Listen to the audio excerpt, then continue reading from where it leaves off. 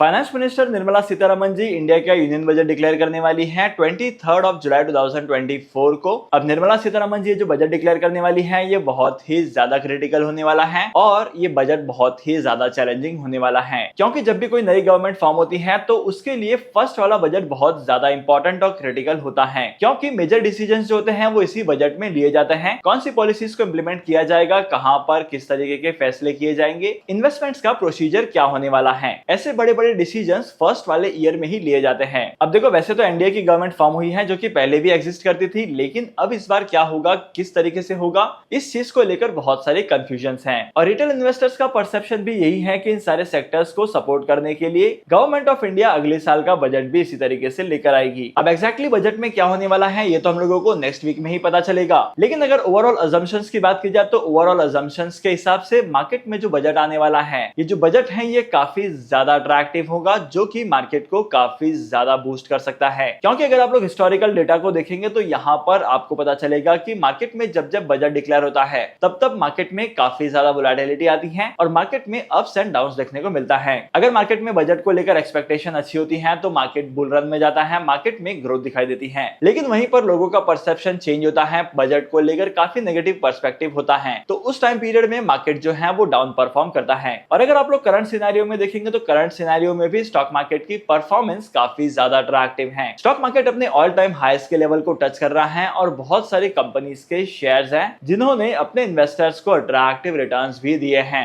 और specifically 3 sector की यहाँ पर सबसे ज्यादा ग्रोथ दिखाई दे सकती है। तो चलिए जानते हैं कि वो सेक्टर कौन कौन से हैं और इनके पीछे का रीजंस क्या क्या हैं। Sector number 1, infrastructure. अगर आप लोग पिछले साल के बजट में देखेंगे तो पिछले साल के बजट में इंफ्रास्ट्रक्चर सेक्टर में इन्वेस्टमेंट करने के लिए 10 लाख करोड़ का बजट बनाया गया था। और अगर आप लोग इंटरिम बजट में देखेंगे तो इंटरिम बजट में इंफ्रास्ट्रक्चर के सेगमेंट में 10 लाख करोड़ की इन्वेस्टमेंट को बढ़ाकर 11 लाख करोड़ की इन्वेस्टमेंट कर दिया था। अगर मैं आसान भाषा में कहूं तो इसका मतलब यह है कि इंफ्रास्ट्रक्चर सेक्टर में गवर्नमेंट ऑफ इंडिया ने अपने इन्वेस्टमेंट के अमाउंट को बढ़ाया है और सेम चीज एक्सपेक्ट की जा रही है इस वाले बजट में भी। और यहाँ पर करंटली 2 प्रोबेबिलिटीज निकल कर आती हैं। अब सबसे पहली प्रोबेबिलिटी तो ये हो सकती है कि government of India as usual अपने इंफ्रास्ट्रक्चर सेक्टर के इन्वेस्टमेंट के अमाउंट को बढ़ा दे, या तो ये हो सकता है कि गवर्नमेंट ऑफ इंडिया अपने इस अमाउंट को कांस्टेंट रखे। अब ऐसे केसेस में क्या होगा कि अगर गवर्नमेंट ऑफ इंडिया अपने बजट के प्लान को इंक्रीज करती है, मतलब कि इंफ्रास्ट्रक्चर सेक्टर में किए गए इन्वेस्टमेंट के अमाउंट को बढ़ाती है, तो यहाँ पर मार्केट में इस चीज का पॉजिटिव इंपैक्ट देखने को मिलेगा। और अगर स्पेसिफिक सेक्टर्स की बात की जाए तो यहाँ पर इन्वेस्टमेंट का अमाउंट बढ़ने की वजह से रेलवे और डिफेंस के साथ साथ हाउसिंग के सेक्टर में भी ग्रोथ आ सकती है।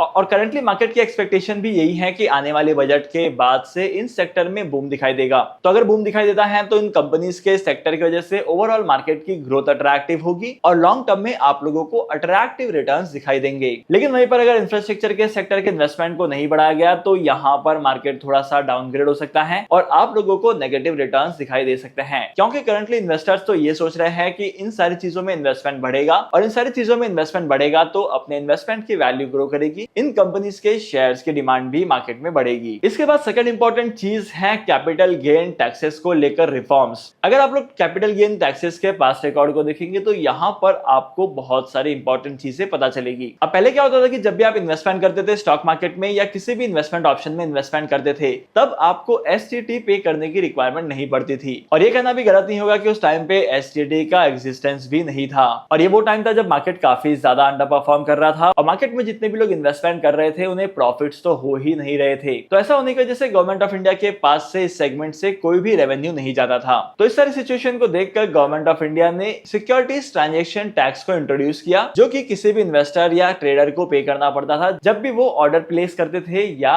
स्टॉक मार्केट में इन्वेस्टमेंट या ट्रेडिंग करते थे। और उस टाइम पर इन्वेस्टर्स को यह भी कहा गया था कि आप जो ये टैक्स पे कर रहे हैं, अगर आप लोग ज्यादा पेमेंट कर देते हैं तो उस टैक्स का आपको रिफंड दिया जाएगा और इस चीज का रिबेट आप लोग इनकम टैक्स फाइल करने के टाइम पर ले सकते हैं। अब धीरे धीरे जैसे जैसे टाइम बढ़ते गया आगे, वैसे वैसे गवर्नमेंट ऑफ इंडिया ने कैपिटल गेन के टैक्स को लेकर काफी सारे स्ट्रक्चरल चेंज किए और सिक्योरिटीज ट्रांजैक्शन टैक्स का जो अमाउंट है इसे कांस्टेंट कर दिया गया हर इन्वेस्टमेंट ऑप्शन के लिए। मतलब कि अगर आप लोग इक्विटी मार्केट में ट्रेड करते हैं या इक्विटी मार्केट में इन्वेस्टमेंट करते हैं तब आपको ये टैक्स पे करना पड़ेगा और इसे टैक्स की तरह नहीं बल्कि एक तरीके के चार्ज की तरह लेवी किया जाएगा। तो करंटली गवर्नमेंट ऑफ इंडिया अगर इस वाले बजट में टैक्स रिफॉर्म्स को चेंज करती है, टैक्सेशन के अमाउंट को कम करती है और कुछ रिलीफ प्रोवाइड करती है, तो इन्वेस्टर्स के लिए काफी अच्छा होगा और ओवरऑल स्टॉक मार्केट में इन्वेस्टमेंट करने वालों का नंबर बढ़ेगा और यहाँ पर मार्केट में ग्रोथ भी दिखाई देगी। इसके अपोजिट में अगर government of India capital gain के टैक्सेशन पॉलिसी को और भी ज्यादा अपडेट करते हैं और अगर इस पॉलिसी को स्ट्रिक्ट कर देते हैं तो ये काफी ज्यादा डेंजरस होने वाला है और इस चीज का इंपैक्ट इंडियन स्टॉक मार्केट पर पड़ेगा और इसी के साथ साथ हम इंडियंस की पर कैपिटा इनकम पर भी इस चीज का इंपैक्ट पड़ेगा। इसके बाद last but not the list तीसरा सेक्टर है फर्टिलाइजर्स का।